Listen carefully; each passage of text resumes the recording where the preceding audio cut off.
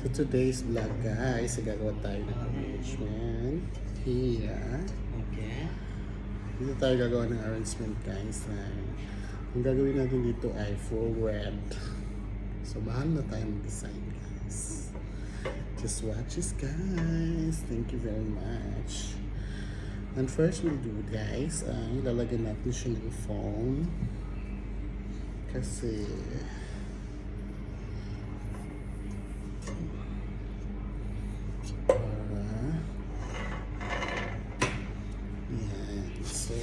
gusto natin siya matibay. So, lalagyan na lang natin sa tape.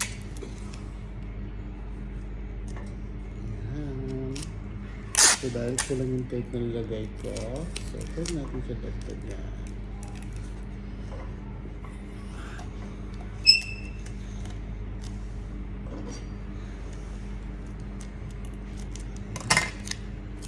So, dito naman tayo sa kabila.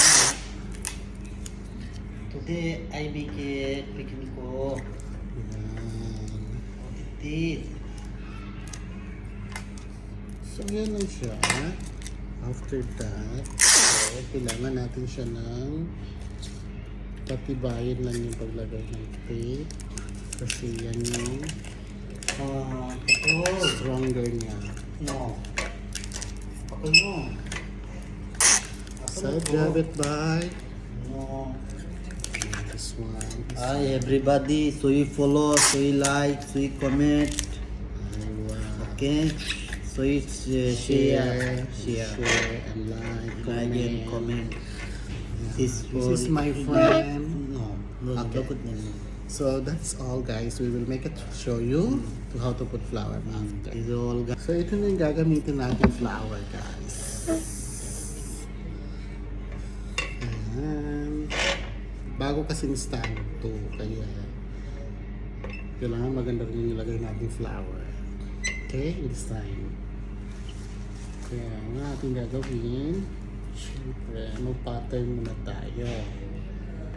Meaning, kung halimbawa, paslant yung gagawin natin siya round, kailangan mag-ano muna tayo ng pataas, tapos bababa. So, ganun lang.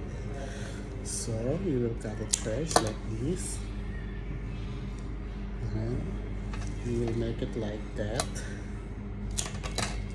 And, ganun lang siya guys. So, ganun lang. Ayan. Diba? So, kasi dito yung harap niya. So, gagawa tayo dito ng very short. Para gaganon siya. Okay? Very facing lang siya and very affordable price lang siya.